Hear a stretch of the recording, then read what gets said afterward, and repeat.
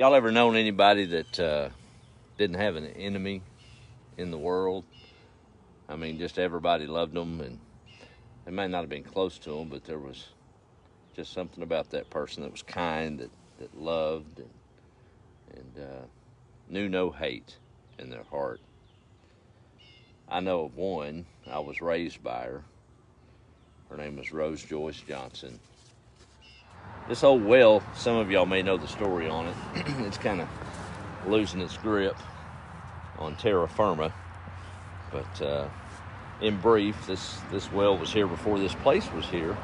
And Meemaw told me the story. It was a older man at the turn of the century, turn of the 1900s, lived on this place, had a little shack here, and underneath a tree that's grown and died and rotted, and another one's taken his place.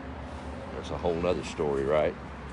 But no, he watered the horses for folks coming in from the east as they approached the oldest town in Texas, Nacogdoches, and they pay him a little bit along the way. But it stood here. I've never drank water out of it.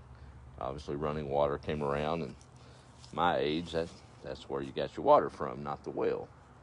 When we moved in, it was intact, and the ground was solid around it.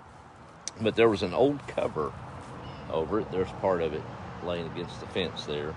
But it was in disrepair, about to fall in. So in my hasten to restore things and clean things up, I went ahead and took it down. And it was later that year that we got a good little rainstorm in the winter, and it kind of listed a little bit and sank. Couldn't figure it out. I've been here since 2018 now. I couldn't figure out why it stood all this time just fine, and a little rainstorm one winter took it down to that. I noticed the other day after the last rainstorm, we've got another cave-in here. I've been really pondering what in the world has changed that made that well that stood well over 100 and something years, and made it fall. It hit me today.